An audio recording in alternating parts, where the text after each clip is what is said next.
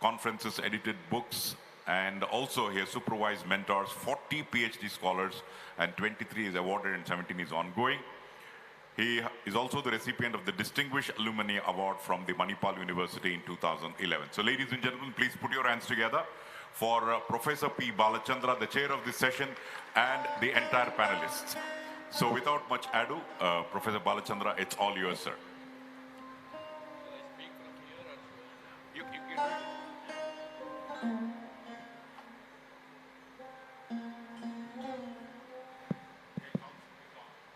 Yeah.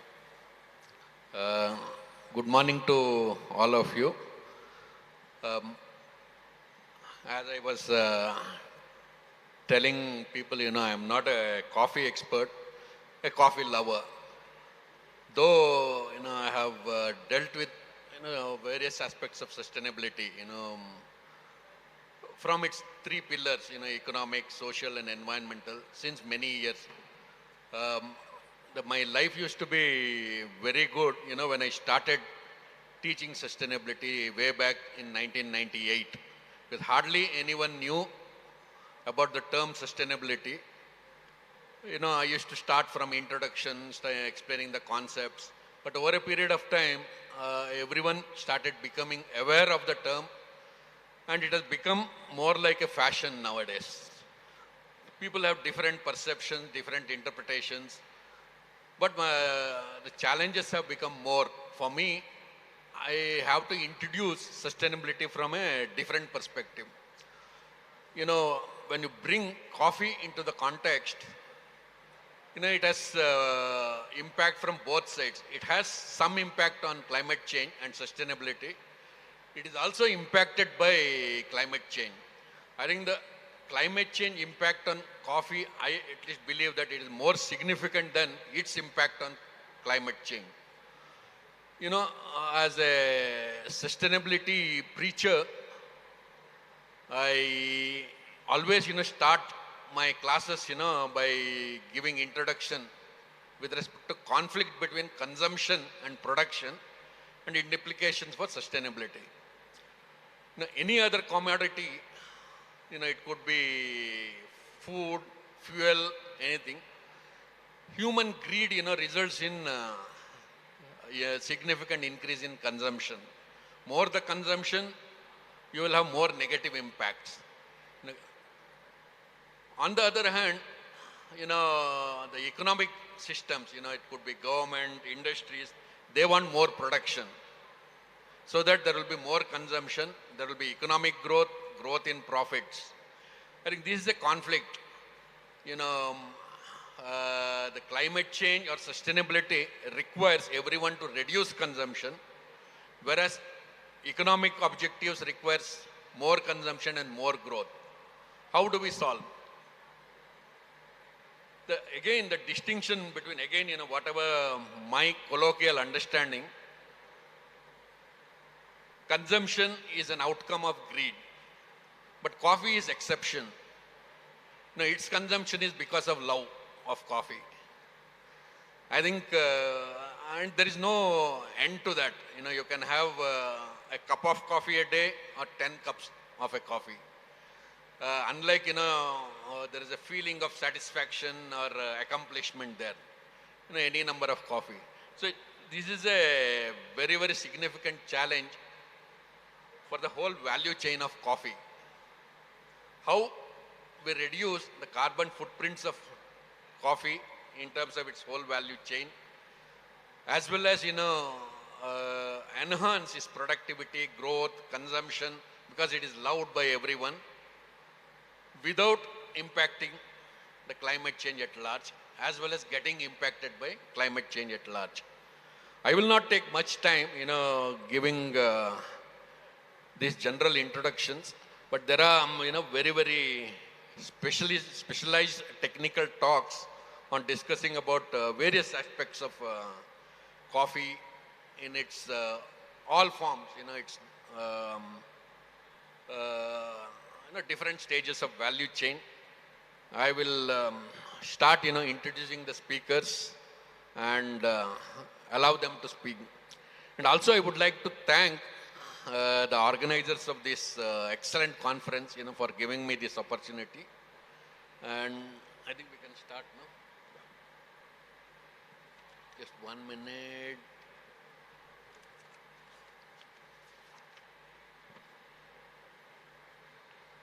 Yeah, let us start with the first.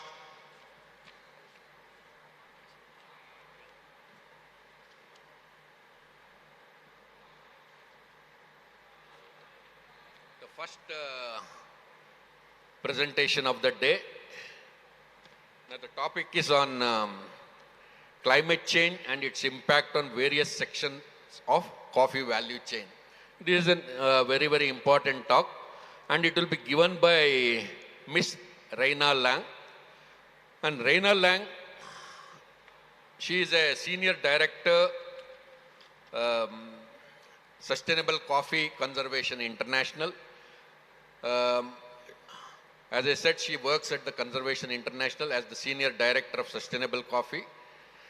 It's a leading organization, with respect to global coffee program. And she is tasked with building and overseeing partnerships in the coffee sector with a focus on achieving coffee industry's long-term goal of making coffee the first sustainably produced agricultural product as part of the Sustainable Coffee Challenge. I think this is a very, very interesting aspect. With over 15 years in the sector, including a decade of field-based experience in Central America, Mexico, and the Caribbean, Reina has worked with agricultural value chain programs focused on supplier growth and sustainability in coffee and cocoa in the International Finance Corporation. Additionally, she supported small and medium enterprise development as a Peace Corps volunteer in Nicaragua. I welcome Ms. Reina Lang. Thank you so much.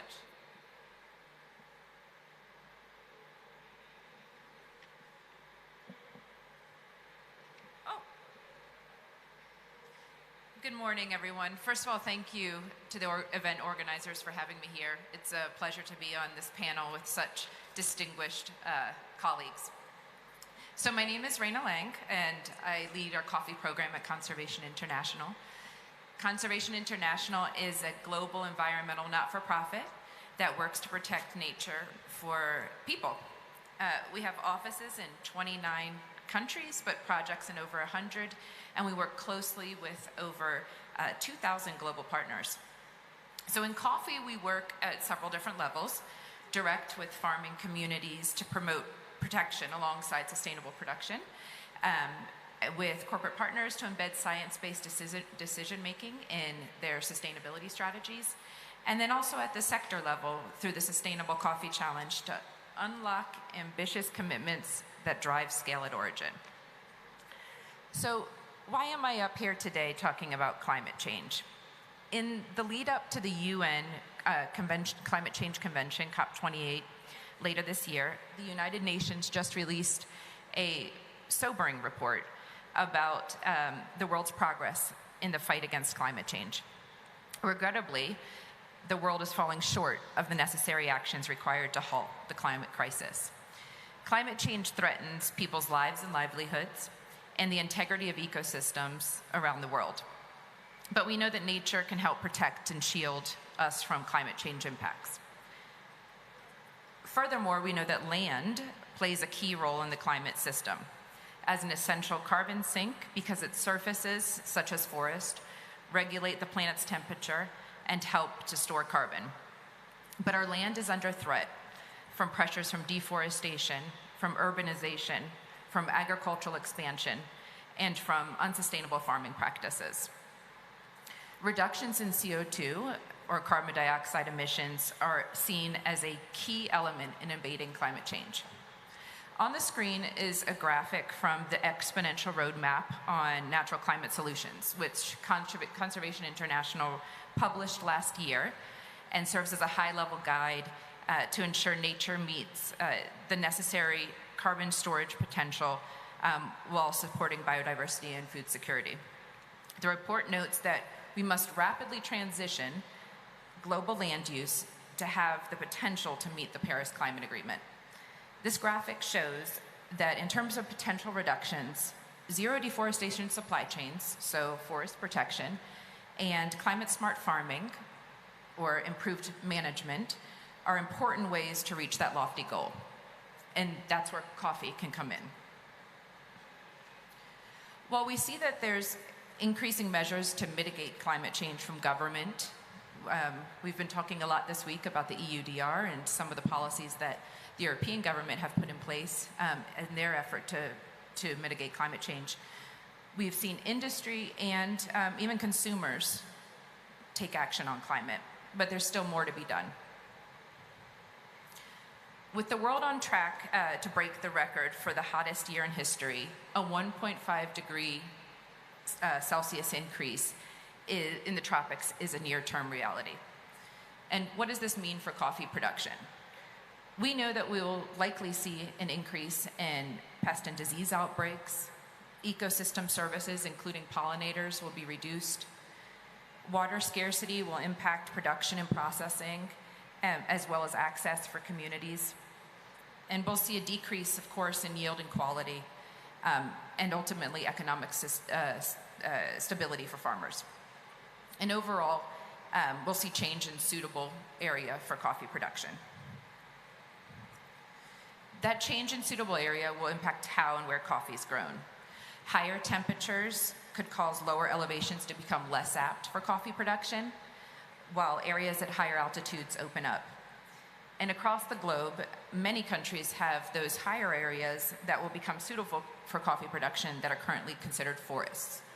This could indicate a future risk for deforestation as coffee production shifts and directly competes with forests. And those shifts in coffee growing could also lead to unemployment in the areas that become less suitable, and furthermore, loss of cultivation knowledge as areas move. So taking the model data from the Center for Tropical Agriculture, CIAT, their suitability analysis that they did a few years ago, this map displays the net change in suitable hectares in each country between 2010 and 2050 in a percentage. So here you can see that suitable land for Arabica production will reduce in most producing countries around the globe. The darker colored countries on the screen are those that will have a larger net change.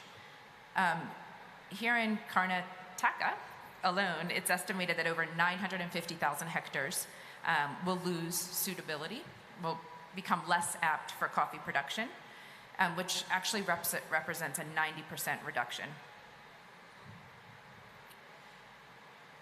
Robusta won't be spared, and we'll see impacts across Brazil, Uganda, Vietnam, among other places. I won't, for the purpose of time, I won't go into details here, but if you would like to learn more about some of these visualizations, you can check out the Resilience Coffee Atlas through conservation.org.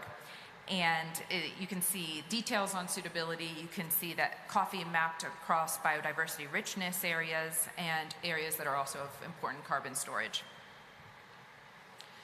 So I know that that picture that I just painted looks very grim.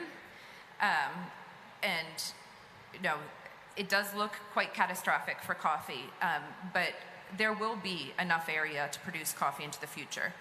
However, trade-offs will need to be made. Those trade-offs include decisions on where the world sources coffee and at whose expense.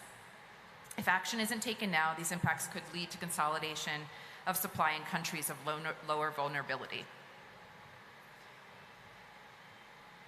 Beyond just an increase in coffee sourcing disruptions, risks and costs are likely to be elevated in vulnerable countries, where climate could catalyze political and economic unrest, exacerbate social tensions, and degrade security environments.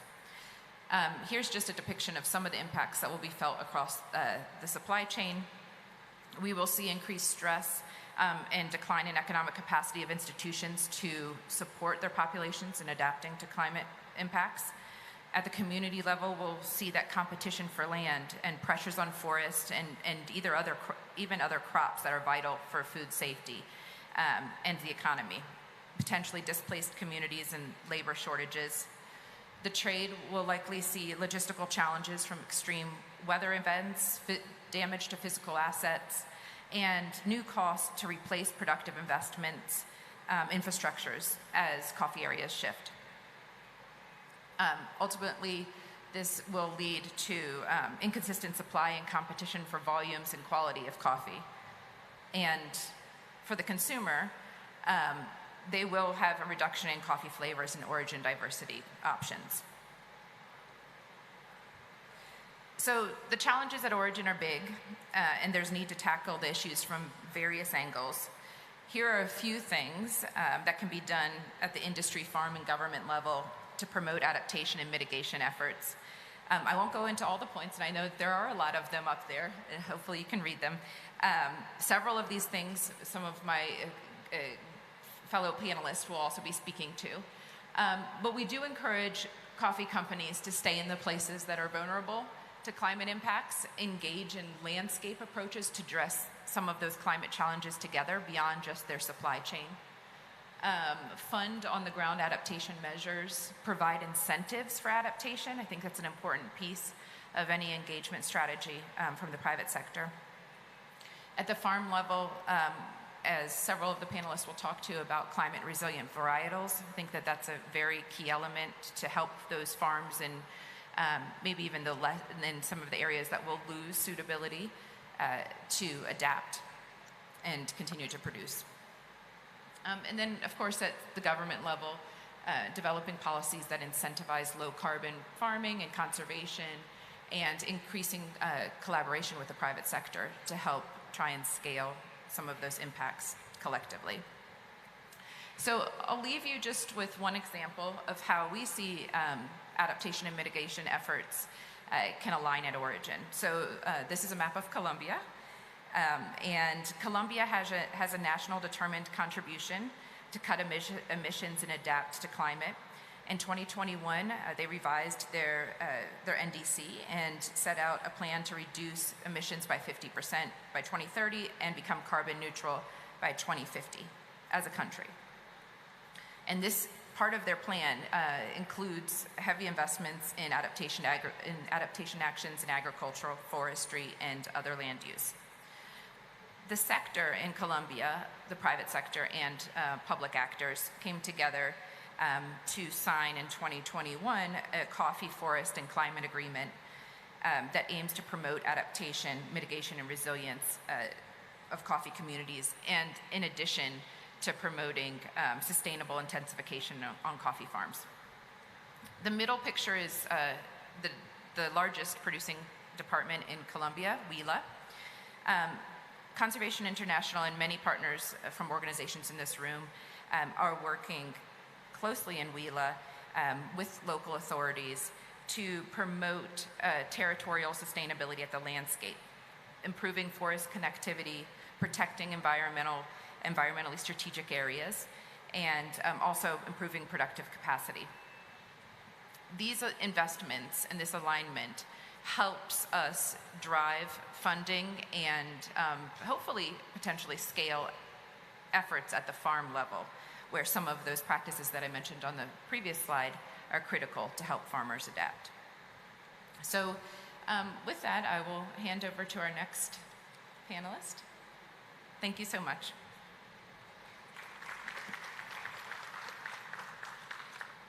Thank you, Ms. Reina Lang, for that excellent presentation. Next, I will invite Mr. Salvador Urrutia Lausel from he is from World Coffee Research. He is working as Latin America Director at World Coffee Research since 2016. He provides guidance to World Coffee Research global program portfolio, and he leads public-private partnerships in the region. With 41 years career, he has devoted nearly 3 decades to empowering the coffee sector and its producer community. From 1999 to 2004, he held the position of Minister of Agriculture in El Salvador. And prior to that, he was the General Director of El Salvador's Research Coffee Institution, along with other high-level positions in both the public and private sectors. And he was born in 1958 and resides in El Salvador and earned his degree in agricultural engineering with a specialization in economics and a made degree, I believe. Yeah. Okay, from the UCA of El Salvador. I hand over the mic to Mr. Salvador. Yeah. Thank you, Mr. Chairman. Good morning. Buenos días a todos y un agradecimiento muy especial a los organizadores de esta quinta Conferencia Mundial del Café 2023. Confiamos el qué a los científicos, mientras que nuestra comunidad necesita innovar en cómo establecer un nuevo marco que aborde las complejidades a las que se enfrentan las naciones productoras de café para mantener la sostenibilidad del cultivo. Todos comprendemos que las exportaciones de café son competitivas entre los países productores, aunque los desafíos que enfrenta el café son compartidos por todos. Se requieren enfoques novedosos que resuenen con las realidades del entorno competitivo del café, al tiempo que aprovechen el potencial de la colaboración. Existe una gran urgencia de innovación en la agricultura del café, a medida que los agricultores enfrentan la crisis climática y buscamos hacer transición de la agricultura del café hacia sistemas cada vez más sostenibles desde el punto de vista ambiental y económico. El cambio climático es una crisis aquí y ahora. Las consecuencias ya visibles de estos desafíos son de gran alcance. Las fallas en los cultivos están impactando directamente en la seguridad alimentaria, mientras que los costos en aumento están ejerciendo una presión insostenible sobre los agricultores. Simultáneamente, la presión y las interrupciones en el suministro están generando incertidumbre en el mercado. Las repercusiones de estos factores interconectados se vuelven cada vez más evidentes. Con cada cosecha que se afecta, los agricultores se enfrentan a costos crecientes que socavan aún más su resiliencia financiera. El efecto dominó continúa a medida que las interrupciones en el suministro repercuten en el mercado, agravando una situación ya precaria. Al evaluar este panorama, los imperativos de prácticas agrícolas sostenibles y resilientes nunca han sido tan urgentes. La innovación es importante. Sin embargo, es preocupante que la mayoría de los agricultores de café todavía estén gestionando sus negocios con tecnologías que no han visto actualizaciones significativas entre los 50 y los 100 años. La combinación de variedades mejoradas con buenas prácticas de gestión agrícola mejorará los rendimientos y contrarrestará directamente la conversión de uso de tierras y la deforestación que contribuyen a la degradación ambiental. Además, la reducción en el uso de los agroquímicos debido a la tolerancia de enfermedades y plagas conduce a una disminución de emisiones de gases de efecto de invernadero en línea con los esfuerzos globales para mitigar el cambio climático. A través de la sinergia de estos avances, el cultivo del café puede allanar el camino hacia un futuro más sostenible y económicamente viable. Usando técnicas modernas de mejoramiento, podemos acelerar el proceso para aumentar la frecuencia de rasgos favorables con el tiempo. Seleccionamos a los individuos más destacados en términos de rendimiento, calidad del producto y resistencia a calores y la sequía, y luego lo recombinamos a través de la polinización cruzada, un método utilizado por los polinizadores durante cientos de años. Esta combinación de selección y recombinación se repite en ciclos sucesivos, permitiendo que las características deseables se consoliden eficazmente dentro de la población, tales como mejoras en el rendimiento, en la calidad de la taza y la tolerancia al calor y la sequía, se alcanzan a través de este método sistemático. Pero el problema no proviene de aspectos técnicos, sino más bien de aspectos estructurales. Ha habido una inversión insuficiente para abordar los desafíos apremiantes que enfrenta la industria del café. Actualmente, el sector cafetalero global destina apenas 115 millones de dólares al año para impulsar la innovación agrícola. Esta cantidad queda lamentablemente corta ante la inminente crisis. En colaboración con la distinguida economista, la doctora Maywish Maredia, de la Universidad Estatal de Michigan, hemos calculado minuciosamente la magnitud financiera de esta crisis y la inversión necesaria en investigación y desarrollo para evitarla. Este cálculo considera la suposición de que el consumo del café se mantendrá en tasas de crecimiento históricas, junto con el impacto innegable del cambio climático en los rendimientos. Si deseamos seguir obteniendo café más allá de la frontera de Brasil y Vietnam, nos vemos obligados a invertir significativamente más, alrededor de 452 millones de dólares adicionales al año. En total, para mantener la productividad y la competitividad de muchos países productores, se necesita una inversión de 567 millones de dólares anuales para generar innovaciones en las fincas. Esto no es un esfuerzo singular exclusivo para aquellos presentes en esta sala. Es un esfuerzo colectivo que abarca a los gobiernos de los países productores y consumidores, los agricultores, los tostadores y los interesados en todos los niveles. Este nosotros colectivo puede hacer que este cambio sea factible.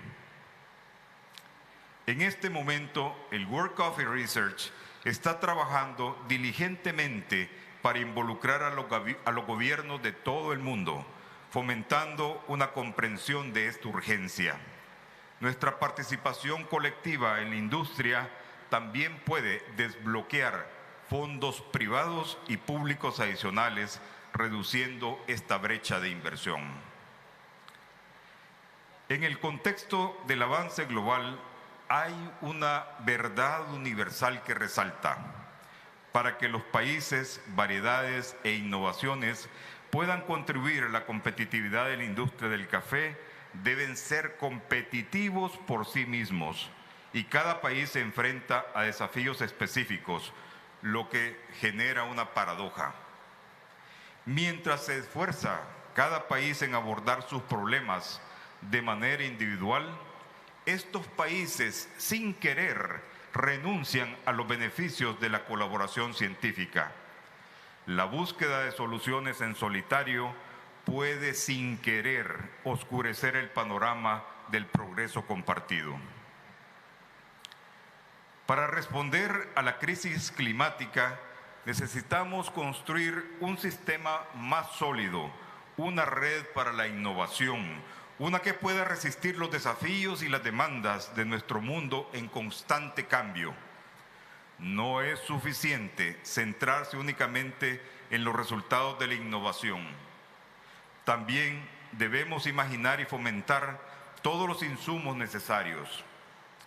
La colaboración es clave, ya que reúne perspectivas y expectativas diversas, fomentando el intercambio de ideas esenciales para abordar problemas complejos.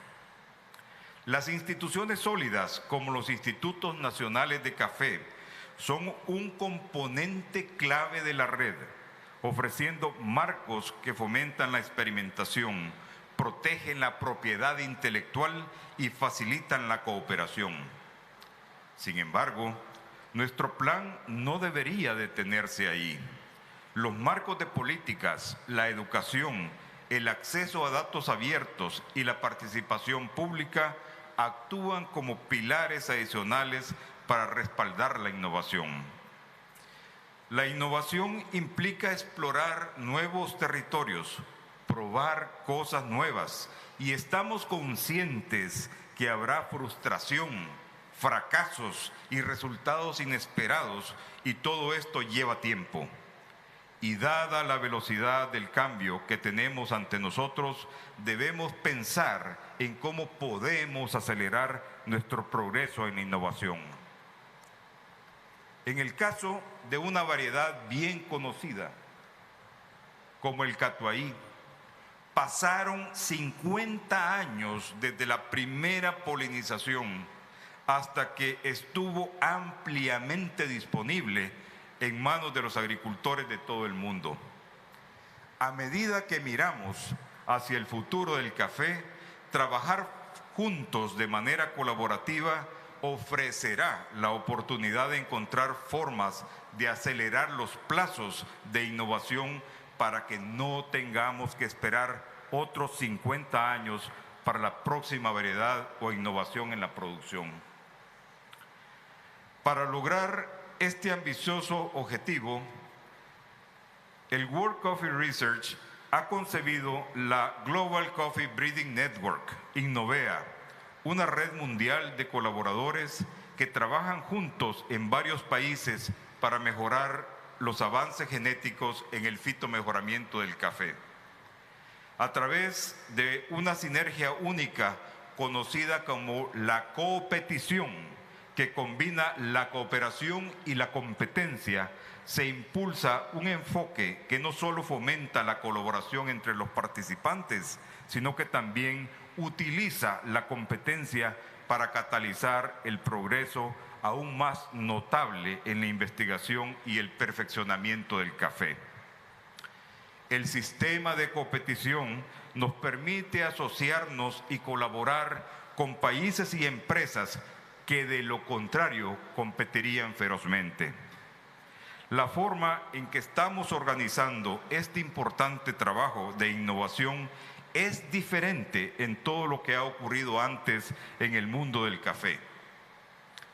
Es un enfoque ágil, flexible y que maximiza el uso de los recursos escasos y responde a las complejas realidades del café. Con una infusión de nueva diversidad genética, Innovea proporciona un estímulo a los esfuerzos de mejora del café, enriqueciendo el pool genético del cual surgirán variedades futuras.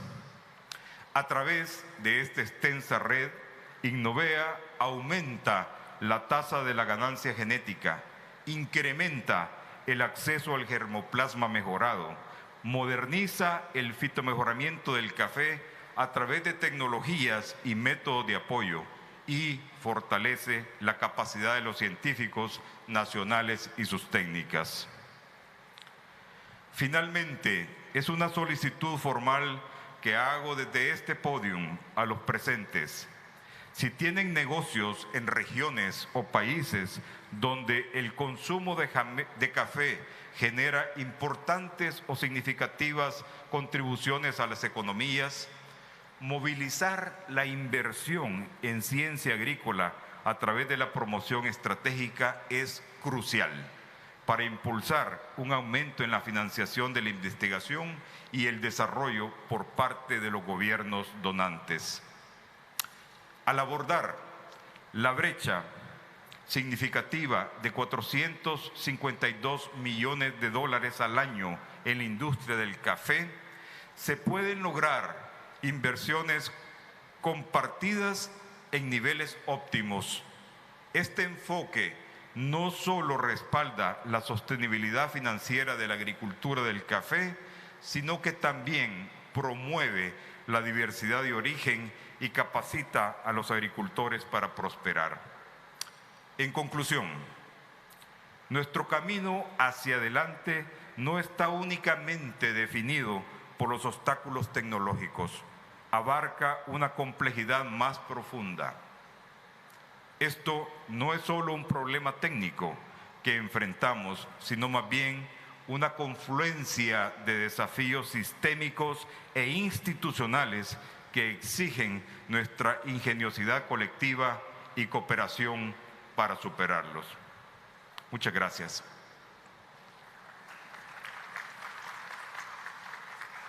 Thank you.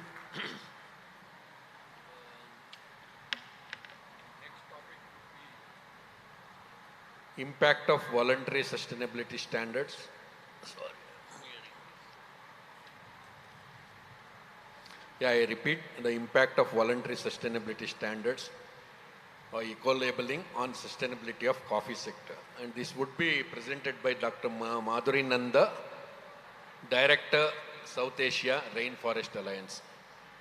Dr. Nanda is an environmental and sustainability professional working for last 2 decades in diverse fields, including climate change, sustainable agriculture, natural resource management, policy analysis, sustainability reporting, auditing, management systems, certification, compliances, environmental impact assessment studies. I think almost like my experience. Yeah. She has worked on environmental and social issues in diverse geographies, including South Asia, Southeast Asia, and Germany, which enriches her exposure to domestic and international business culture. Dr. Nanda also brings her experience in initiating and supporting multi-stakeholder platforms for promoting sustainability agenda. Yeah, please. Thank you. Thank you so much. Am I audible? Yes, thank you. First of all, good morning, everyone. I hope you all had your cup of coffee and are alert and active to listen to the panel, the remaining presentations in the panel. I really would like to thank the organizers for bringing me here. It's a privilege to be present in this conference among this August panel speakers to share our experiences on coffee sector through the voluntary sustainability standards. I am Madhuri Nanda. I'm the Director for South Asia. I look after India and Sri Lanka operations for Rainforest Alliance, which I think would not need an introduction, so I will not spend a lot of time talking about Rainforest Alliance, as most of you might already be aware of us. But today I will be talking about our vision for 2030. I'm very grateful to the previous panelists who already spoke about the emerging challenges, and we believe that a bigger vision for 2030 is needed for different stakeholders, and I would like to quickly share that vision with you all here today.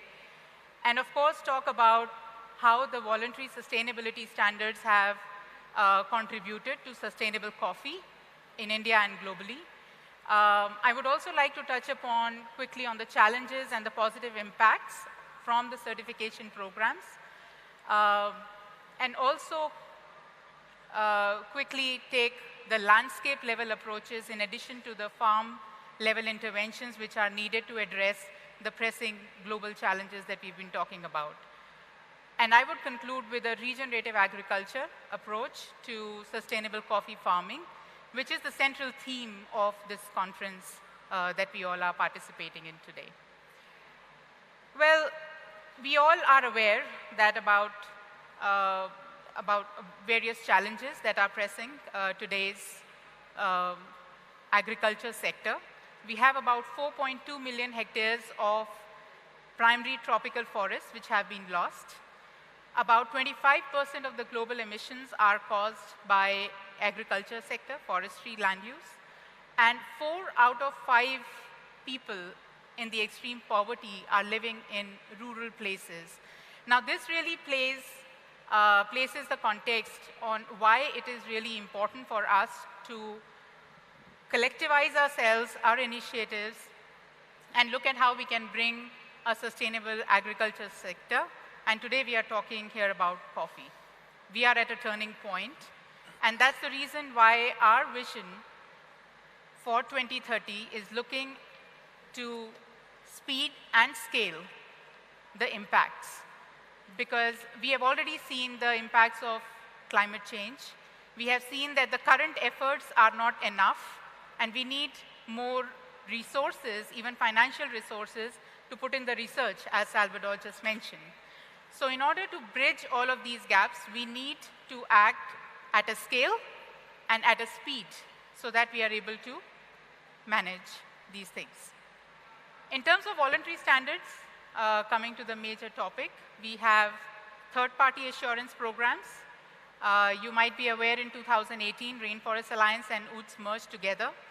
So we also have Fair Trade, Organic, Certificate, Certifica Minas, and Starbucks Cafe practices. And we also have a growing portfolio of second-party or the company standards, which are providing a level of assurance to the buyers and the consumers, and providing a support to the producers to be able to provide a transparent approach to sustainable farming. Coming to our Rainforest Alliance standard, 20% of the global production is RA certified. In the graph here, you can see Brazil is contributing maximum to the certified volumes. The yellow part of the graphs shows Arabica, and brown is Robusta. And we have Colombia, Vietnam, Honduras in that ratio of how they are contributing to the certified volumes of coffee.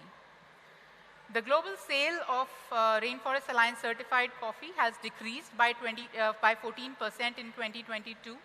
But in the Asia Pacific region, we see about 22% increase in the producer sales. About something that I really would like to highlight and flag from this slide today here is that about 40% of the certified coffee is still being sold as conventional. What does that mean? That means for the producers who are actually producing the entire 100% as certified coffee are unable to sell it in the market and gain that kind of premium for the efforts that they have made in their sustainable production. And that is to an extent because of the lack of larger markets access. And I'll come to this challenge again in my next slides. But how do we bridge that gap? And to bridge that gap to a certain extent, we need to raise the level of awareness on more of these sustainable standards among the consumers. At Rainforest Alliance, we did this survey on the brand awareness and brand love.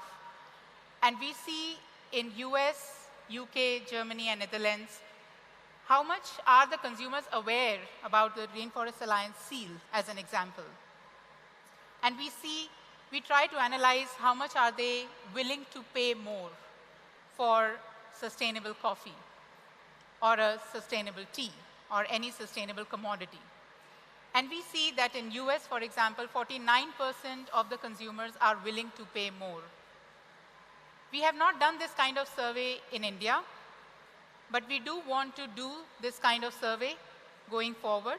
And we would also like to see how we can raise that level of awareness among the consumers so that domestically as well, the market access to the producers can be increased. And we have increasingly seen this demand coming from the producers, that how can we help them market their coffee, market their tea, market their sustainably produced commodities in the domestic market as well.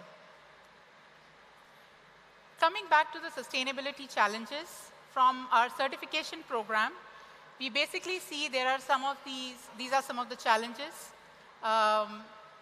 including the pest management.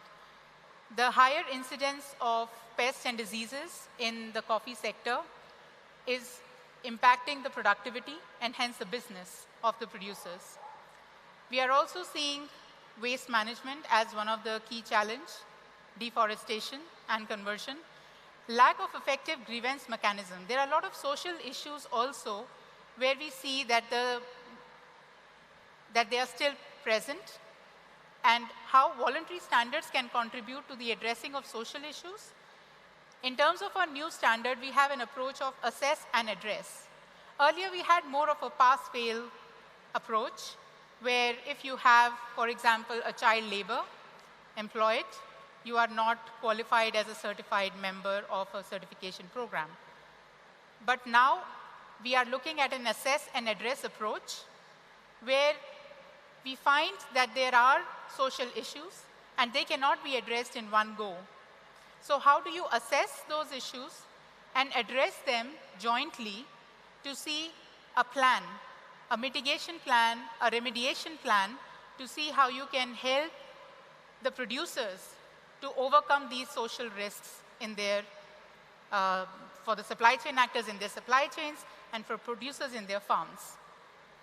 We also see other issues like wages and contracts, living wage, gender equality, and health and safety. I just spoke about the lack of access of sustainable coffee to the larger markets, which is playing a major role in the challenges for the producers to be able to sell their sustainable coffee, and how we can work on it together. I mean, Rainforest Alliance as an organization has the privilege of working with the producers and also with the supply chain actors. And we are trying to bring them together to see how we can leverage the relationships across the two parts of the supply chain and the value chain to work towards sustainable coffee. Just to give an example, we have shared responsibility as a concept, which has been launched again as part of our 2020 standard, where we are trying to see how the supply chain actors can take the responsibility of sharing the responsibility of sustainable production costs, which the producers are currently incurring. Unless this shared responsibility is taken, the producers will continue to face the challenges. We also see different human interventions like infrastructure development, and a lot of people in Karnataka especially would be able to identify with this challenge, where a lot of land degradation issues are emerging because of the infrastructure development, which are impacting the whole ecosystem of coffee. There are certain positive impacts, of course. We don't just want to talk about the challenges. From the sustainability standards, we see better farm management and control is emerging. With better IPM practices, low input costs are supporting the producers. Premiums and rewards, as more recognition is possible. We see quality improvement. Biodiversity is being enhanced, especially in Karnataka. If we look at coffee growing where there are a lot of elephants and the human-wildlife conflicts are emerging, we see how we can try through these sustainability standards. It's a requirement for them to understand and bridge that relationship between the biodiversity and the humans. Water conservation, creating a lot of riparian buffers within the farms, is one of the requirements of the standards. Better awareness on social issues across the farmers and as well as the top management. And the evidence-based documentation. These are some of the impacts, positive impacts, which the sustainability standards have been able to create in key commodities. And I already spoke about the assess and address approach on social issues, but also we would like to talk about quickly on the continuous improvement which is coming through the smart meters as part of our new standard. There are deforestation risk maps which the producers need to develop as part of the new standard, which also helps them understand where are those risks and now how can you help mitigate those risks. The scale of interventions for mitigating these challenges, overcoming these challenges, are at 2 levels. For the certification program, mostly it's at farm level. But we also see, in order to overcome the larger issues of ecosystem approach, we need a landscape level intervention. These are able to address issues like land degradation, biodiversity conservation on farm as well as off farm areas.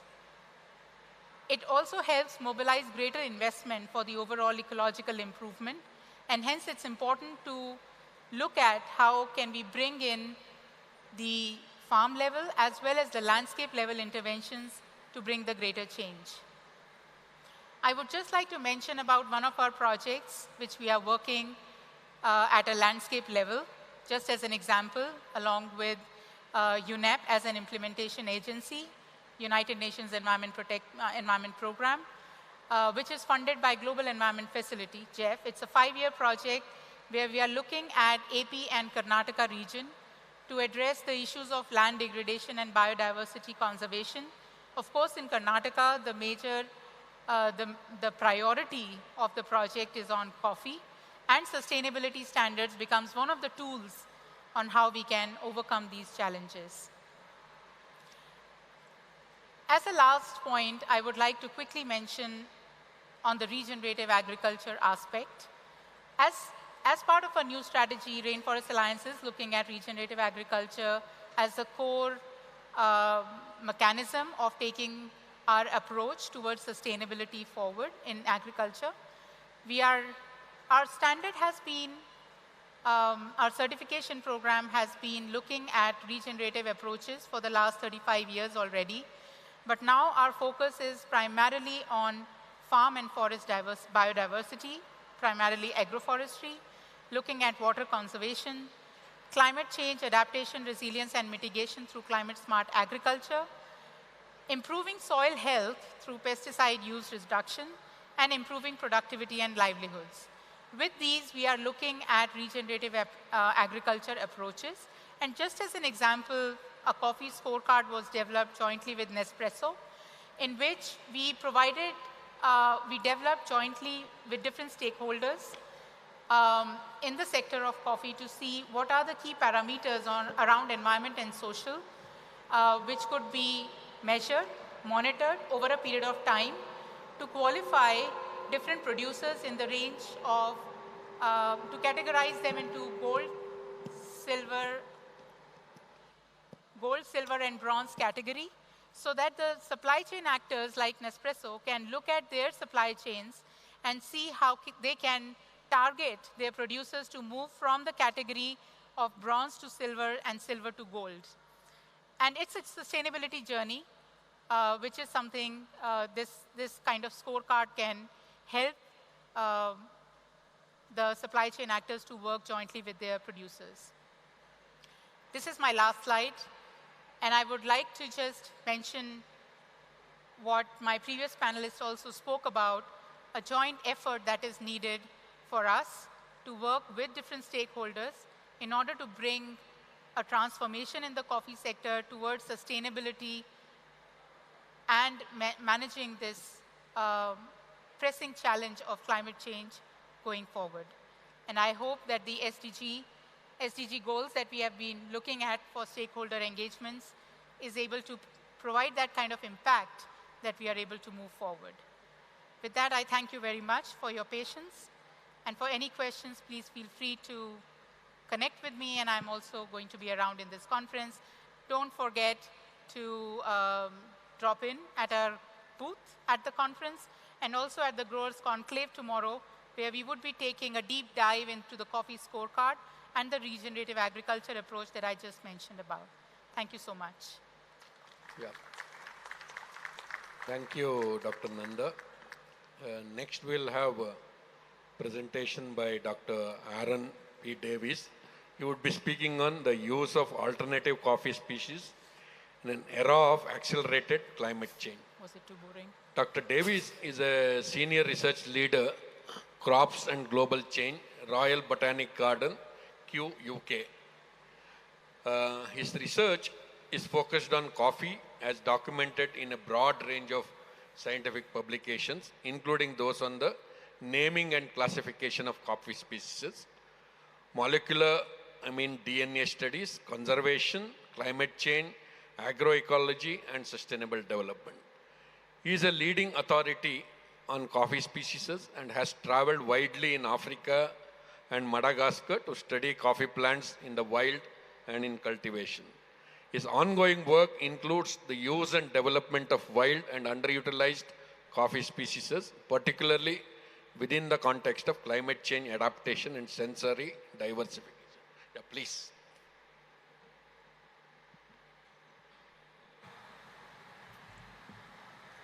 Good morning, everybody. If I may ask a quick question, which is better, this or the microphone? Is there any preference? Is this fine? Fantastic.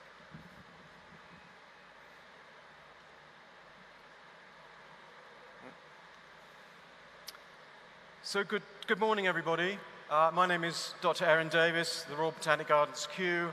I've been working in coffee for about 20 years, and the last 10 years looking at climate risk and climate adaptation in coffee. And I really want to focus on adaptation to climate change this morning, and I want to talk about the use of alternative coffee species. And I think it's important that I start by actually defining what I mean when I say alternative coffee species. And what I'm talking about is anything that's not Arabica or Robusta. Now, this is the orthodoxy of our modern coffee cultivation landscape, but if we look back to the beginning of the 20th century, or perhaps the end of the 19th century, we see that the landscape has been quite dynamic over that time scale. So up until the end of the 19th century, it was dominated by Arabica. Then coffee leaf rust hit in Southeast Asia, and Liberica came into use. Liberica didn't work for a number of reasons, so Robusta was introduced, but I should point out that even back in the 17th and 18th century, Robusta was being traded. We just didn't know what it was. And as time has gone on through the 20th and 21st century, we've seen this almost parity with Arabica and Robusta. And you might hear that Liberica is 2% of global production, but that may have been the case in the 19th century, but isn't the case today. So during that period at the end of the 19th, early 20th century, we saw quite a dynamic coffee landscape. You can see this picture here. We have 3 species: failing Arabica due to coffee leaf rust, the rise and fall of Liberica, and then the development and the stellar rise of Robusta coffee. Now, those shifts, those changes were caused by serious disruption events.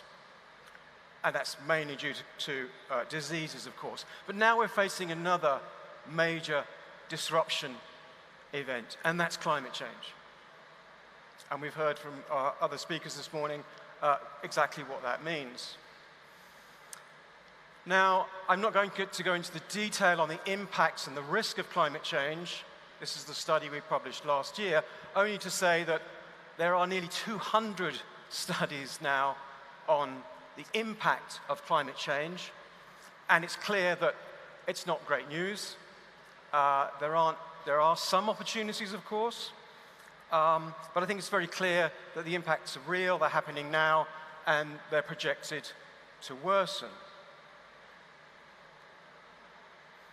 And we see the impact on the ground. My work is focused in Africa, and the reality is there. This is Ethiopia during a drought in 2015. This was actually this year. This is Robusta suffering from drought and having to be irrigated in Uganda. And I think it's clear that the major constraint is not heat. Yes, we're suffering from climate change, but that's driving precipitation changes. And drought is really our major issue. And that, of course, affects the supply chain, the value chain. And we've seen that in Brazil recently, and Uganda and many other places. It's happening, it's real, those droughts are worsening. So we have those 200 studies on coffee and climate change focused on impact. That's fine, we needed to do that. But what I'm not seeing are solutions. How are we going to adapt to climate change? How do we act on climate change? And essentially, there are three main adaptation pathways. We can relocate. We can move coffee to more suitable areas or areas that are emerging in suitability. That's already happening. In Ethiopia, coffee's moving beyond the 2,000 meter elevation limit to 2,400, 2,600, and I heard last week 2,800. Now, relocation works in a climate situation. There are great benefits, but of course there are huge social and environmental implications of relocating. The second option, pathway, is to adapt the coffee growing environment. And we hear a lot about climate smart agriculture, et cetera, and there are, of course, like relocation, many benefits to adaptation. But in the work that we've done, what we see is that the costs of doing that are prohibitive for many, many farmers. But I would also argue, based on empirical research, that you're not going to hold back climate change unless you're irrigating. And that's, I think, it's a whole, another issue altogether. But irrigation will bring huge benefits, of course. The third option is to change the crop itself. And when I say change the crop, I'm not talking about shifting to another crop, I'm talking about changing the coffee crop. Now that could be varieties or cultivars, within species changes. It could be gene editing, genome editing approaches, breeding approaches, traditional crop development approaches. I'm just talking about changing the crop. What we're looking at is changing the species, not the variety, the species, as an adaptation pathway. And I think, just sort of sum that up, we're looking beyond Arabica and Robusta. So in a number of our research papers, and I put the papers up in case anybody wants any more information. Most of these publications are open access. But what we're saying is, the idea is not to replace Arabica and Robusta. It's to supplement and support Arabica and Robusta. And based on the research that we've done and the research of others, what we see is that Arabica and Robusta have very specific climate envelopes, and those climate envelopes are so restrictive that farmers will not be able to grow Arabica or Robusta. But let me put that another way. If you're growing Arabica and that's failing, where do you go? The notion that you can go to a Robusta, I think, is ill-advised. If you're growing Robusta and you failed, where do you go next? So that's the reality of the situation, and it's happening now across the coffee landscape. So let's now look at the resources we have within coffee, within the diversity of the coffee genus. And I want to make a very clear distinction here between cultivars, varieties, and species, and they often get mixed up. So let's look at the tomato family as an example. These are all tomatoes, and that's analogous to Arabica cultivars varieties. So in this would picture, if it was coffee, you'd see Catimor, Castillo, Sachimor, Bourbon, whatever. But what I'm talking about is species. So this is in the tomato genus. It's a solanum, like tomato, but it's the potato. and an eggplant. When you start skipping across, moving out of species boundaries, the genomes are so different that you have many more possibilities. And in coffee, we're fortunate to have really quite a bewildering diversity. This is coffee from Madagascar. It has these bizarre wings on its fruits. It's adapted to water dispersal. This is another one about the size of a small plum. It has a seed like a human, or like a brain, like a vertebrate brain. So although many of these coffee species look like Arabica and Robusta, there are some that are very, very different. So as I say, we have 130 species. The centers of diversity are in Africa, tropical Africa, and Madagascar particularly. Madagascar alone has 65, probably more than that now, 70 species of the 130 species known to science. We're currently doing high throughput, high coverage sequence for all coffee species. And what we see there is that actually 130 species is likely, it is an underestimate. So there are more species out there. So we have 130 species, maybe many more. Where do we start looking?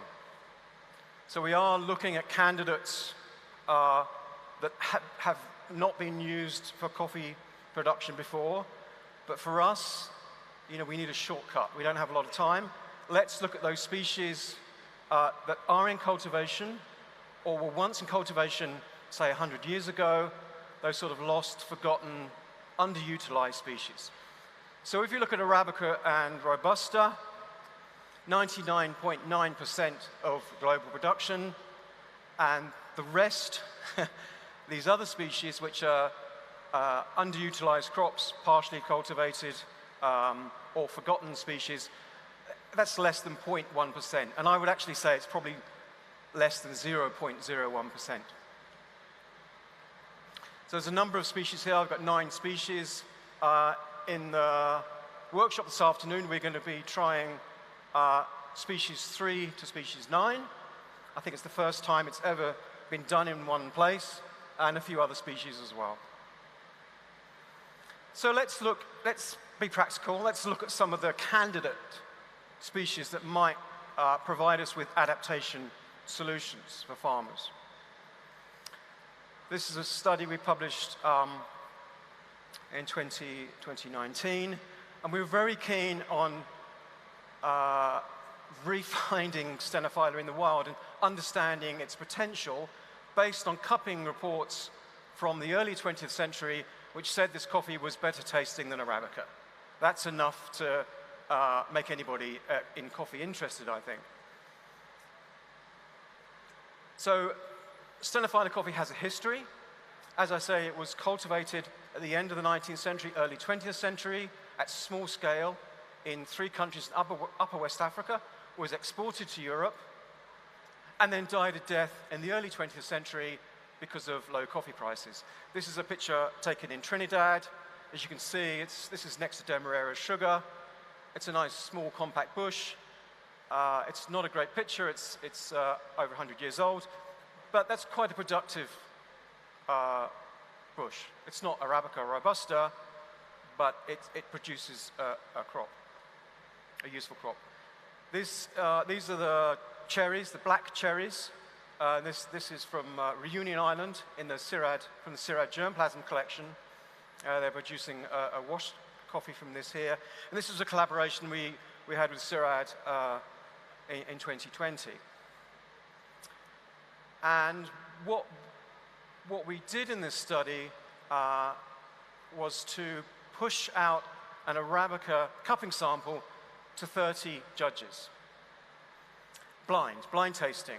And what they came back with was that actually in the blind cupping, 81% of the judges said the coffee was Arabica-like, which is quite interesting. When we first cupped it, before the bigger cupping, it tasted like a Rwandan Arabica, which is, for me, just incredible. But the other thing that was interesting, we also had some Arabicas in the blind tasting, and they got lower scores than the Stenophylla. So Stenophylla got 81%. Some of the non-specialty Arabicas scored 44% for an Arabica-like taste. What particularly interests me, and and what we need, we just, of course we're interested in sensory diversification, but we need climate resilience. And the amazing thing about Stenophylla is it occurs in a climate envelope that's much hotter and much more seasonal than either Arabica or Robusta. And if you look at these figures here, the mean annual temperature difference between Stenophylla and Arabica is over 6 degrees Celsius. And that starts to make sense when you're talking about long-term climate change. And that's because Stenophylla is from a low elevation, highly seasonal environment in West Africa, in temperatures that are much hotter than Arabica and a few degrees hotter than Robusta. So what I'm also interested in is not only doing the academic side of things, but seeing how this could work across the value chain. So we have a project whereby we're now gathering significant numbers of Stenophylla and putting them into farms and trial plots to see how they work, to see if it'll work before we scale it up as a niche crop. But I would say I think the utility of Stenophylla is in breeding, because the yield is not going to fill coffee containers. So that germplasm comes directly from the forest at the moment. There's nothing in cultivation producing fruit apart from those plots in Reunion. This is my colleague Daniel Samu, who's been working very hard in Sierra Leone to collect this germplasm and to get it into cultivation. So we have a value chain linked project from farmer to cup, where we're trying to see how this could perform, firstly of all in the specialty sector. Now I want to talk about one other candidate, which is Liberica coffee. And I think everybody here in the room has heard about Liberica coffee, whether you want to call it a variety, a botanical variety, or a species. That's up to you. I'm now tending to differentiate the two. This is a paper we published last year saying that, when I'm talking about this diversification is already happening, and this is what this paper is about for both Liberica and Excelsa. These are the unripe fruits of both species. You can see Liberica has a large fruit and a large seed, and Excelsa is much smaller. And here you can see the difference in the size of the green coffee. Excelsa's easier to deal with in processing-wise. You can see how the difference there between Liberica, the large Liberica beans, and the Excelsa, which is roughly the same size as Arabica. The fruit pulp is nice and thin, it's easy to pulp, it dries well, it processes just like a Robusta or Arabica. High yielding, nice compact inflorescences, lots of fruit per tree. And so we're already working with farmers, and I think it's really important to point out this isn't something we're telling farmers to do, they're already doing it. So they're shifting from Robusta to Excelsa by themselves. We're just trying to see what that means from many different perspectives linked to the value chain. So we're already exporting a few metric tons, but the potential in India are also growing Excelsa, in South Sudan and Uganda is, already we're looking at perhaps 1,000 metric tons within the next 5 years. And the yields are good. The yields are comparable to Arabica Robusta, depending on the climate. There's a sack of cherry here, that sack 60 to 70 kilograms, that's one tree. And we have a mother tree that produces 300 kilograms of cherry. But most importantly, and the difference between Excelsa and Iberica is the outturn is much more satisfactory at around 7-1 for Excelsa. And you'd have like 6-1 for Arabica or 5-1 for Robusta. And yeah, workable yields even at low planting densities. So we're following up what's happening on the farms with the value chain work, but also we're trying to really empirically understand the benefit, the climate resilience benefits of Excelsa coffee. And if you remember the first picture I showed you of Robusta being irrigated this year, this is the same period, different species, same locality. So Excelsa, Robusta was wilting and dying, Excelsa was fine.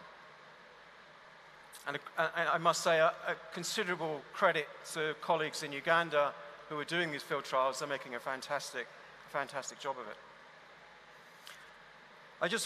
My time's up, so I just want to quickly cover what we need to do perhaps mid-century, towards the end of the century, and I want to talk about Ibu coffee, Zanzibar coffee, and Racemosa coffee, and it's not so much their value as a crop, which of course they have, but what they can tell us about coffee itself and what we need to do in terms of breeding, genome editing, to produce really climate-resilient coffees. This is Carimbas Island in the Carimbas Archipelago, arrived on a small pirogue. It's 43 degrees Celsius. This is, of course, at sea level.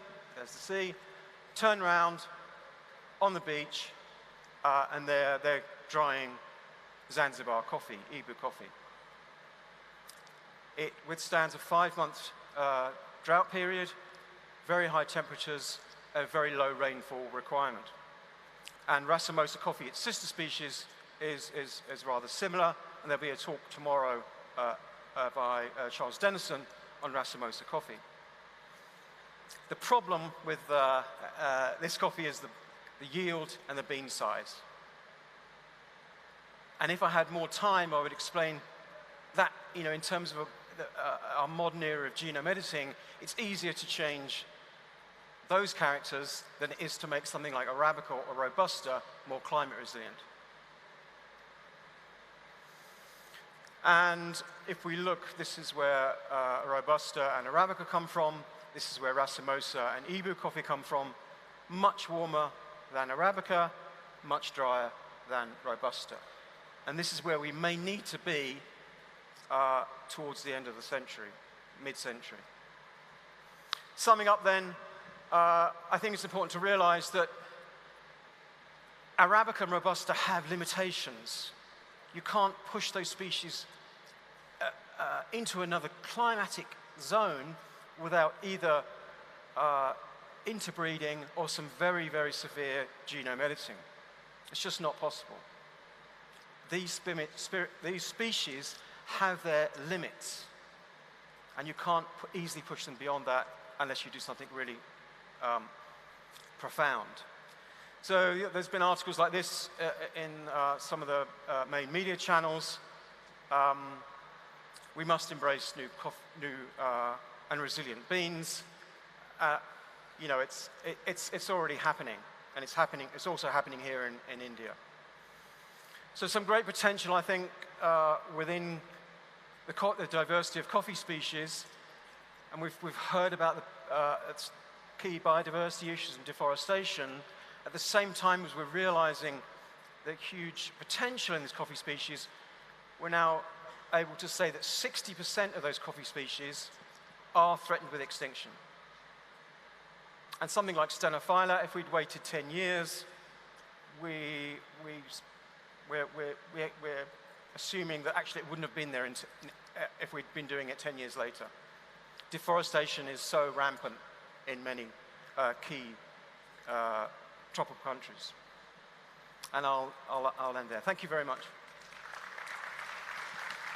Thank you, Dr. Davis. In the interest of time, I will not speak much. A quick summary. as a marginal stakeholder in the coffee sector, I felt, it's a complete delivery of, a delivery of complete package on sustainable coffee.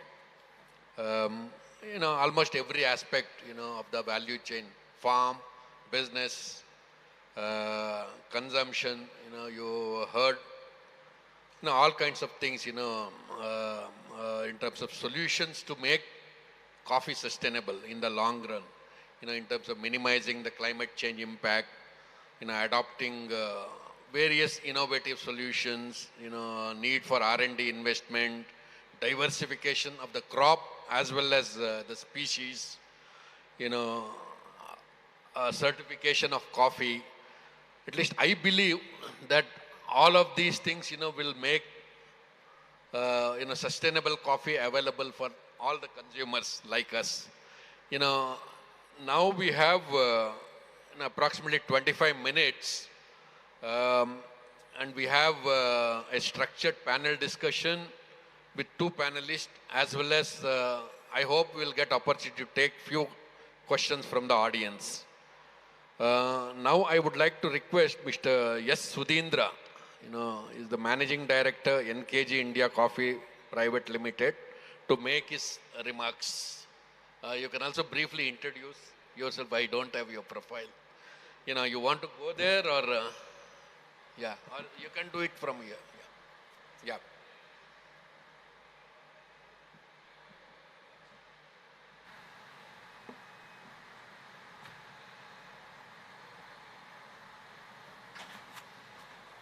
See, given the time limit, I think you can limit yourself to 5 minutes. Yeah. Or say something. Good morning. Hope you had a nice introduction on sustainability, climate change from the experts on the dais. Okay, from the business, first I'll just have a small introduction. My name is Sudhindra. I'm the Managing Director of NKG India, and I'm in the coffee field for last 20 years. And we have been working on this sustainability as a linkage between the growers and the final roasters for more than last 16 to 17 years. So the introduction of these codes, certifications is all part of the business where we have taken a lead role in introducing in the country.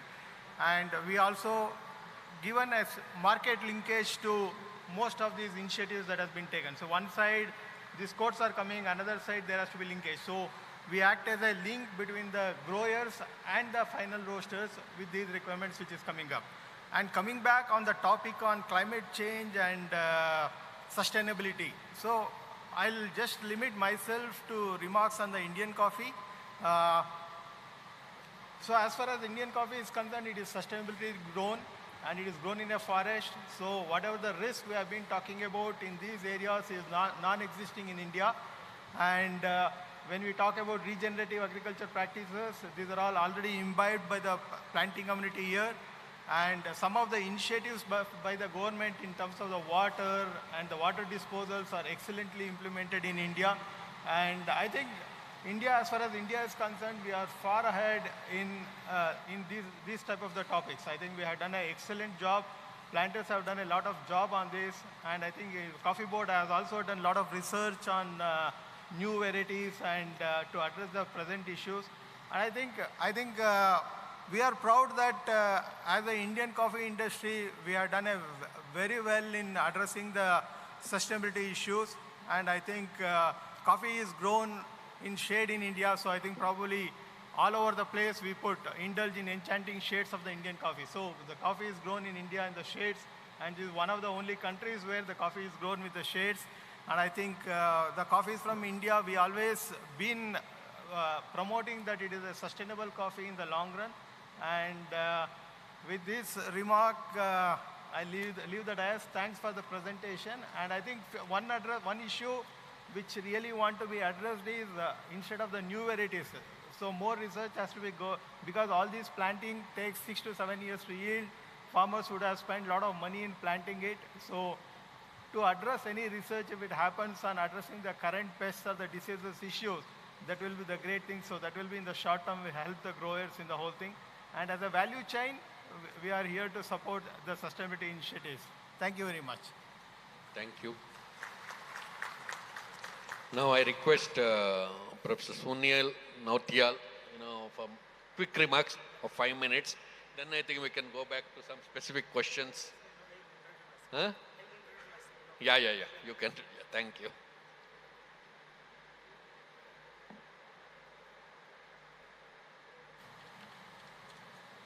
For 5 minutes, sir?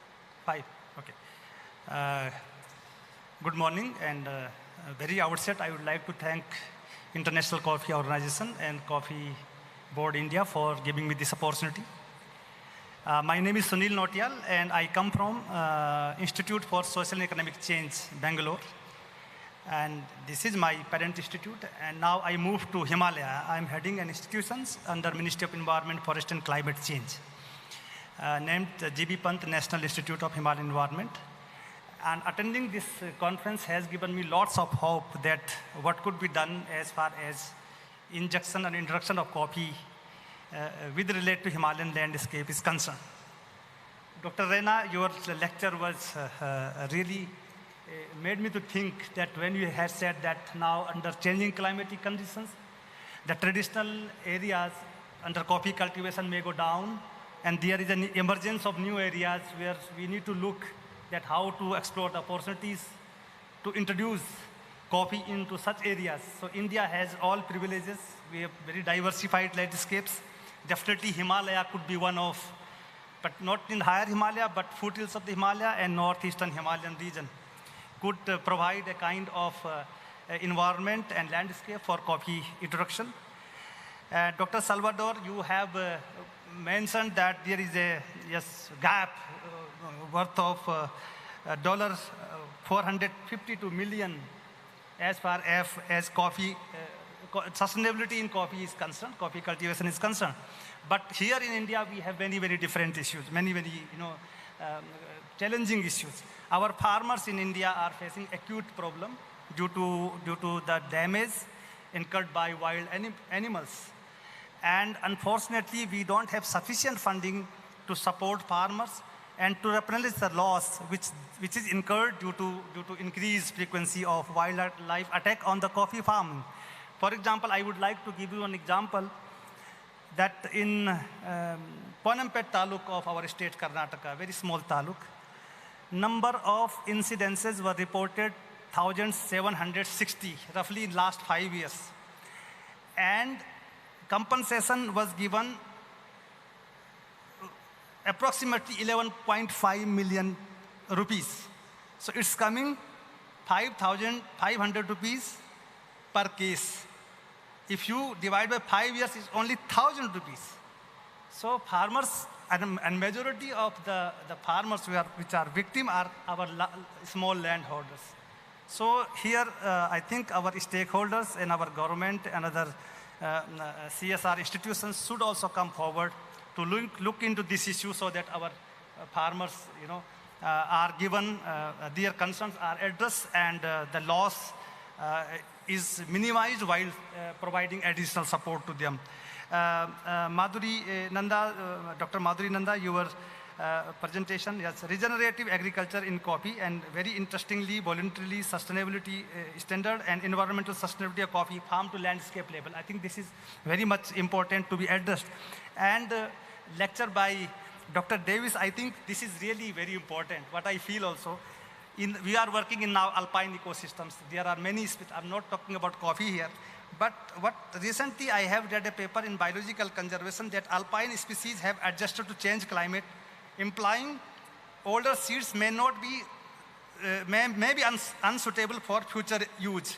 Seed banks should therefore increase, seed banks therefore should increase the collection of frequency of collection from the parent seeds. So this is the case of coffee also. If we rely on the traditional and old varieties, then we will not be able to provide proper incentives to the farmers. So I think this is very interesting that alternative coffee species in the areas of accelerating climate change, this is very much important. And Sudhindraji, your points with regard to sustainability is well concerned. So what I would like to highlight is that I have few research questions here to be discussed. One thing is that I am very much for having collaboration, intense collaboration with Coffee Board India. Director Senthil Kumar Saab is here. Dr. Saab, our institute also provides funding to conduct the research. And now if we are here to explore new area for coffee cultivation in our country and to reduce the pressure on one landscape, for example, Western Ghats in Kodagu, high pressure is going there on the landscape level. So how to reduce and delineate the pressure to other areas which have the potential to support coffee farming. So here we can definitely do the research together, and Ministry of Environment, Forest and Climate Change through National Mission on Himalayan Studies provides such funding. So I welcome you to develop proposal with us, and we can definitely work on this. And 3-4 questions I would like to highlight here is that one is in India, the issues are quite diversified. Even our land management system are quite diversified. As far as coffee cultivation is concerned, we have unredeemed land. The rights to prune the trees lies with the forest department. We have redeemed land where farmers have the right to do pruning and lopping of the said trees. And we have cultural landscapes where farmers are cultivating coffee following our own traditional norms, rituals, and so on and so forth. So are these three governance systems revisiting the rules under contemporary changes? I think this has to be also properly addressed. And another aspect is that factors with regard to national and international level affecting the production of coffee by small farmers. This is not much studied, but this really need to be addressed. What are the ecosystem services augmentation and these services reduction needed for sustainable landscape? I think these services are emerging very fast. I tell you one thing, as far as forest fire is concerned, this service has to be reduced. Coffee could do something very substantially to reduce the forest fire. I think I could see the opportunity if we go for pine coffee-based agroforestry system in Shivalik Hills of Central Himalaya. I think forest fire could be definitely reduced.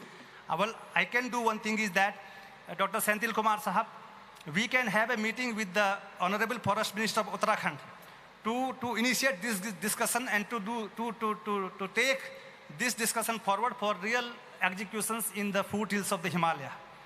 Another aspect, one more important thing is that we are just losing our traditional ecological knowledge, and this has to be properly addressed. So question is, can the traditional knowledge system be integrated or coexist with the modern knowledge to develop shared knowledge base for efficient production system? I think many point of time, and in case of unprecedented changes taking place in the environment and socio-ecological system, we have empirically tested that traditional ecological knowledge has supported to adapt and to mitigate the threats. I think this needs to be properly addressed.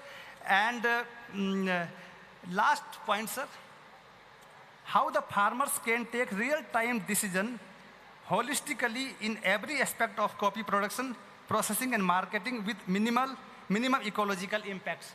This has to be properly addressed. There are some other questions also, but I feel that during the course of our discussion with the audience sitting here, we can address some of them. Thank you so very much for this opportunity, and once again, thank you very much for inviting me here. Thank you. I think Professor Sunil raised some quite important questions. Anyone in the panel would like to respond? Any quick response? Any one of you? The floor to the No, that is audience next, I also think. to- Yeah. There's still some more time. Anyone? If no, any specific questions to the panel you want to have, either Mr. Sudhindra, the speakers, any specific questions? Now, before going into the audience, if you have anything to any particular, you can use the mic. Hello. So what as disaster risk reduction and coffee farming. So how to deal with the climate-related uncertainties to minimize the disaster risk? Kodagu and our Western Ghat region had seen very unprecedented impact due to changing climatic conditions. And unfortunately, we are not really ready to cope because they are so sudden and so unprecedented. So how to overcome from such kind of, can science help us in reducing such kind of risk in our pristine ecosystems of Western Ghats?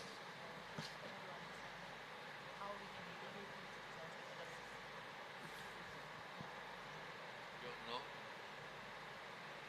Anyone? No. Do you have any specific questions? Or we can go to the audience. We have 10 minutes. Anyone from audience? Any specific questions to the speakers? I think someone,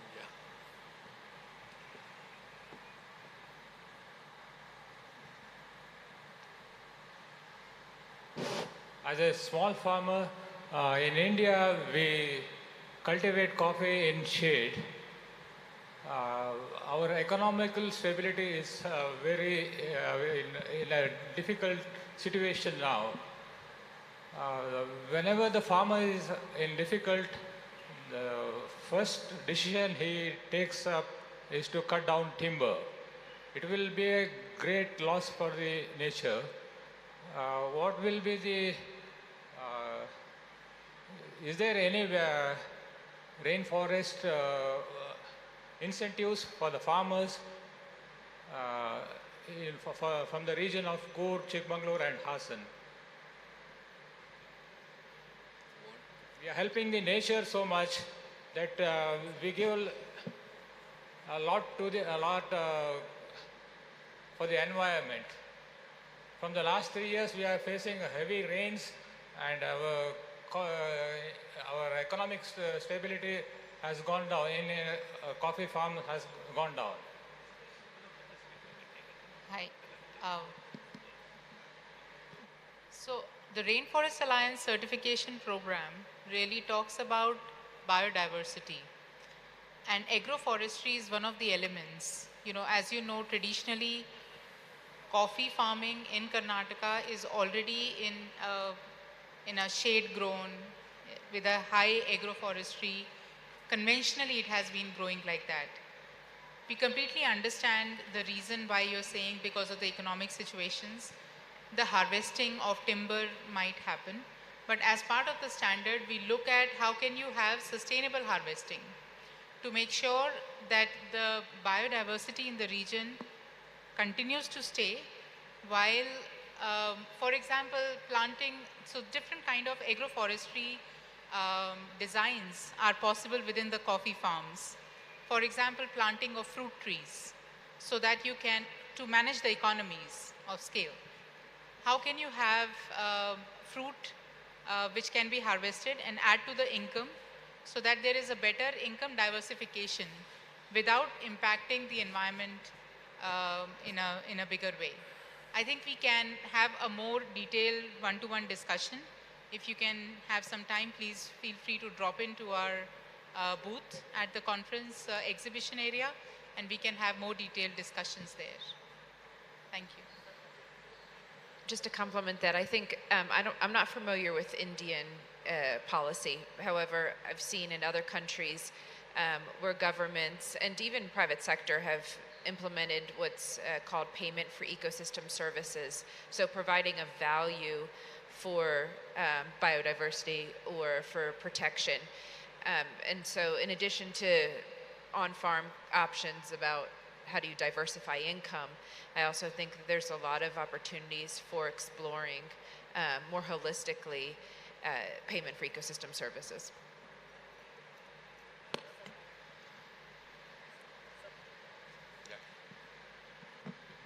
Thank you so much for this question, and I would like to know one thing from you before I ask, but this is just for my knowledge development, not to ask you the question. Coffee is a very sensitive crop and getting attacked by 900 kind of pests. One among them is white stem borer in Karnataka, in our state. I would like to know from you that when as shade tree, we cultivate under shades.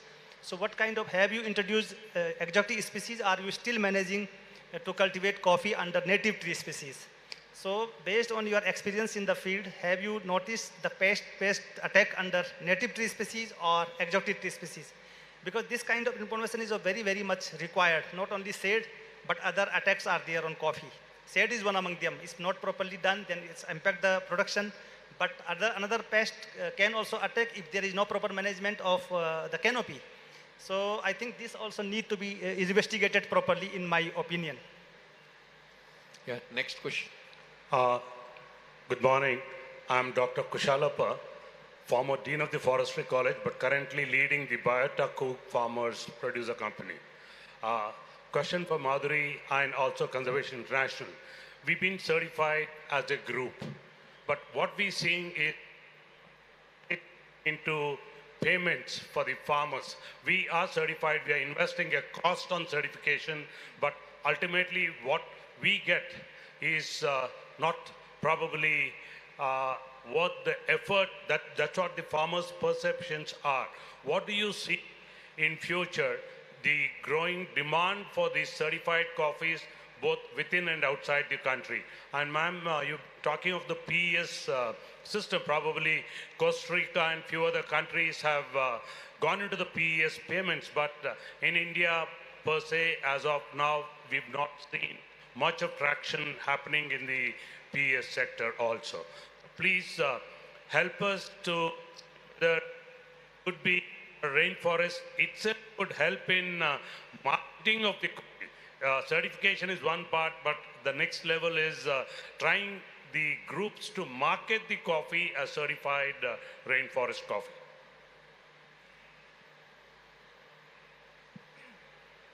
Thank you, Dr. Kushalappa, for the question.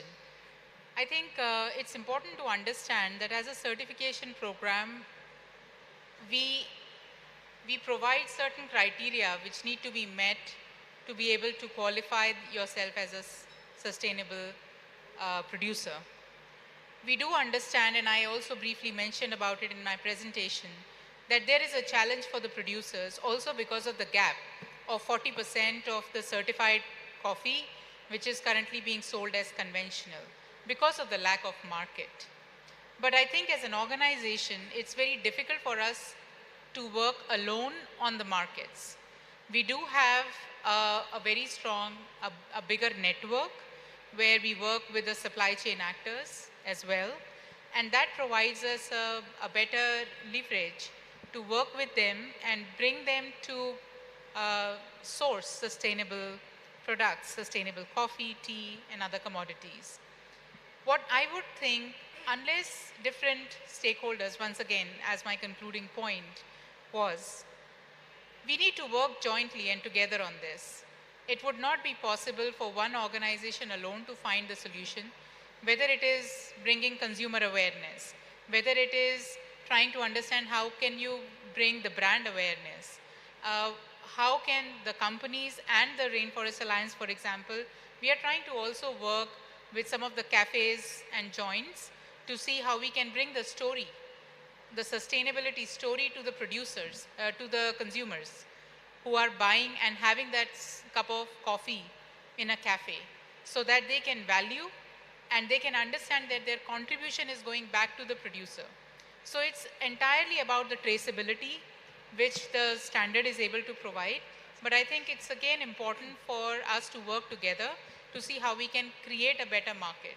That market, I understand and we believe will grow in future. It's in the process, but again, a joint effort from others would also be needed. Do you have any other?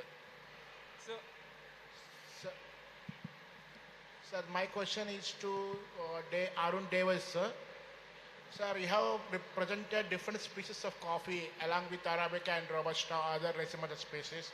So in India, in Andhra Pradesh, we are facing problem with coffee white stem borer, especially in Arabica. So what is the pest status in those species? What is the tolerance levels? Can we use those species in our states in Andhra Pradesh? So we're early days with pest and diseases, but we have done pest and disease surveys in wild populations and in cultivations in Africa for Excelsa and Liberica. And what we're seeing is tolerance to some stem borers. Of course, the stem and twig borers we have in Africa are not the same as in India. But for example, in Robusta, it's not necessarily the drought that's killing Robusta. It's everything that comes with, associated with plant stress. So the main issue is actually twig borer, not climate meteorological parameters per se, it's twig borer. But we are seeing on the same farms much, much higher tolerance in Excelsa and Liberica. But it's a piece of the jigsaw that really it needs to be there, and we're very aware of that. Is, you know, climate change and abiotic stress incurs implications for pests and diseases, mostly negative, but sometimes positive. So, but it is worth experimenting with some different species, I would say.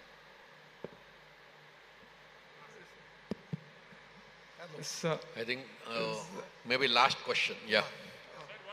Sir, I am UN Burma. I am advisor to Odisha Coffee Growers Association.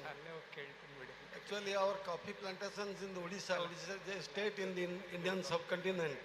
It is located in the eastern part of the country. Actually, there was no coffee cultivation in the British rule during the colonial period. But coffee cultivation started mainly after colonial period. In the year around 1952 started by a king of Odisha. So now what is we are facing, Government of India is declaring our coverage of forest is around 20%. But what we have observed from the satellite photographs, it is hardly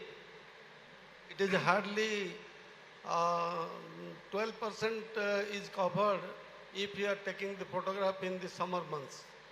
So where there is coffee cultivation, where there is green, evergreen shade trees like silver oak and other trees available, it is indicating like on forest. So if the international body as well as the Government of India, our research, director research and other people can take initiative to protect the environment of the Eastern Ghats, which is a bigger landscape of India in comparison to Western Ghats. Western Ghat is a compact area and Eastern Ghat is a scattering area, which is guarding all the clouds coming from the Bengal, and it is giving support for the raining in the eastern zone of India, central zone and northern zone. It is giving distribution of rain for which India is one monsoon-fed country and giving feeding to the 140 crore people of our country. But what we are observing, the forest department, they are protecting the forest, but they are not able to protect properly. If more coffee cultivation can be done in the Eastern Ghats, the Indian food security can be enhanced, and this beverage crop, the popular beverage crop of the world, can be available easily, and we can provide sustainable employment to our tribal population. Those are living around 60% in the mountainous areas. So Eastern Ghat is covering not only Odisha, but covering Tamil Nadu, a part of Karnataka, and Telangana, Andhra Pradesh, Odisha, and part of West Bengal. So this is my question to Dr. Salvador Euricia Laurel, as well as to our Madam Raina Lang, Conservation International, to give their opinion. Thanks. Shall I conclude or? Last one question, sir. Yeah, I think quick response from you. Yes. Looks like he's in a hurry.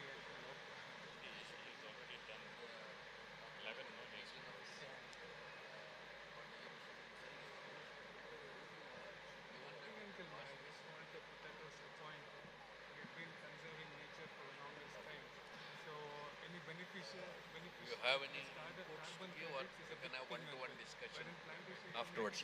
Yeah. What about you? Do you have any comments to make?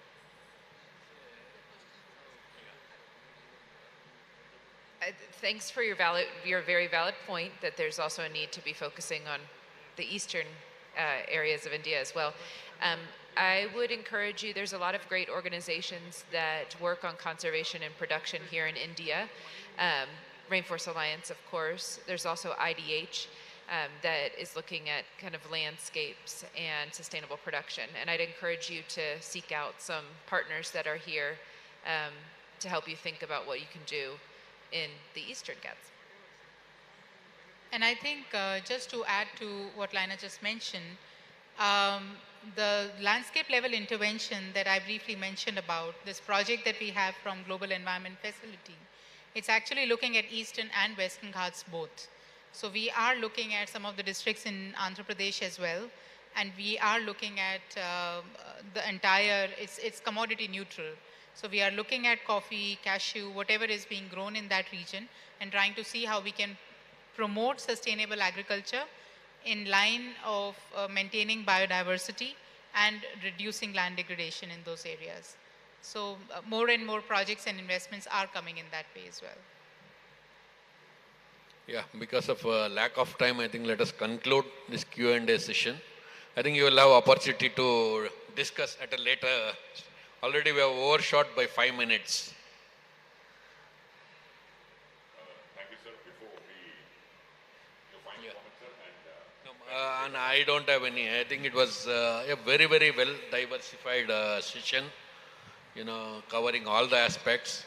And I believe that, in the future we'll have a brand called Sustainable Coffee. Thank you. So kindly stay back, sir. I would request Dr. Sendil Kumar, the Director of Research of Coffee Board, to kindly give a mementos to all the esteemed panelists. I would request Professor P. Balachandra to kindly accept the felicitation and the memento first. Kindly come to the front, sir. So that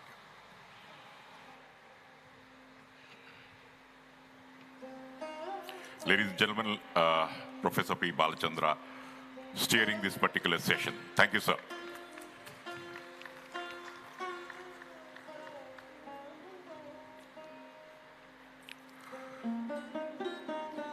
I would now request Ms. Raina Lang to kindly come over and accept the felicitations.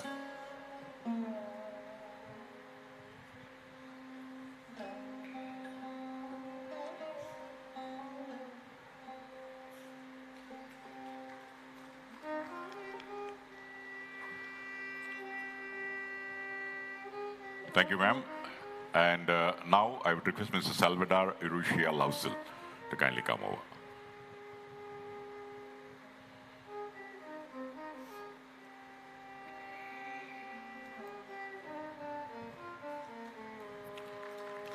Thank you very much, Mr. Salvador, for your presentation. Thank you. I would now request Dr. Madhuri Nanda to kindly come over.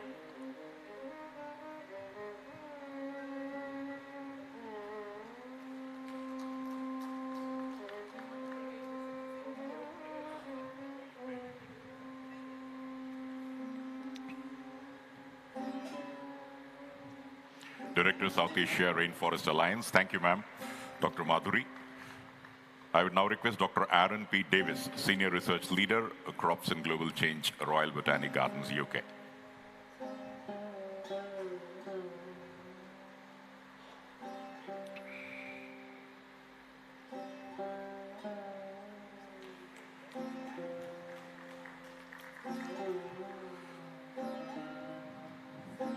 Thanks, Dr. Aaron P. Davis. And now I would request Mr. S. Sudhindra, Managing Director of NKG India Coffee.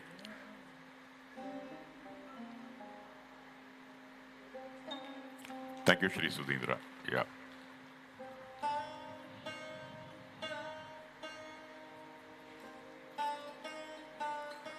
I would now request Professor Sunil Nautiyal, Director, G.B. Pant, National Institute of Himalayan Environment, NIHE, India.